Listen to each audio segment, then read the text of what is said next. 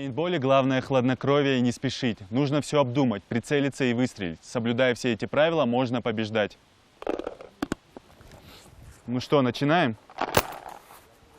Команды готовы, ружья заряжены. Главная цель – пострелить как можно больше соперников. У каждой команды своя тактика. К примеру, Север выбрала оборонительную. Выжидать с минимальными потерями боеприпасов. И как только соперник займет неудачное укрытие, начинается стрельба с разных позиций.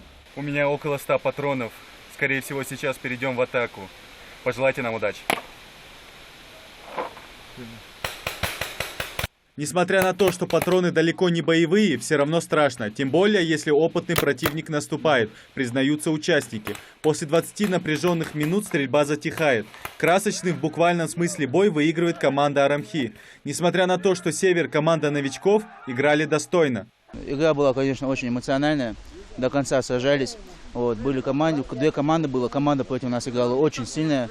Ну и, конечно же, как эмоции это неописуемые в любом случае. Вот. Убил 2 человек, вот. Но в конце, конечно, пули закончились.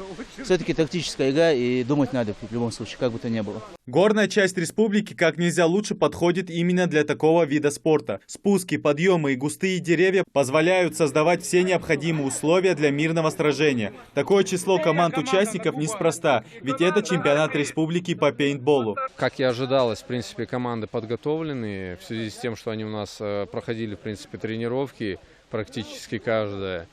И, как видим, 20-минутный период каждый использует. То есть побеждает та команда, у кого остается больше игроков. У нас за победу 15 тысяч рублей призовые.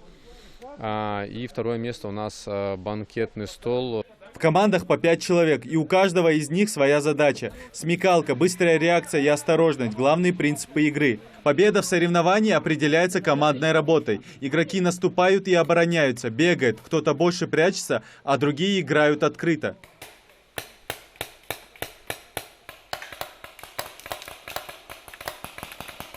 Последнее противостояние. На кону победа в чемпионате. Поэтому все максимально осторожны и внимательны. Явный фаворит здесь команда красных.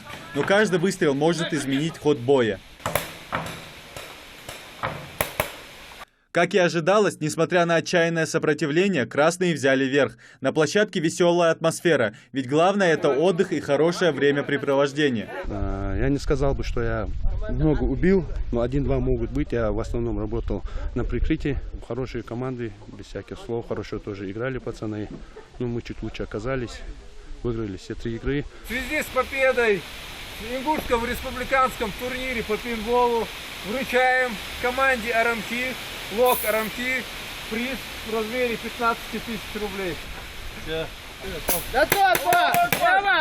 Туристический потенциал республики растет с каждым годом. Живописные пейзажи Джейрахского района, чистый горный воздух и родниковая вода как магнит для туристов. А игра в пейнтбол позволит еще больше окунуться в незабываемый отдых. Идрис Ижиев, Магомед Шаухалов, Новости 24.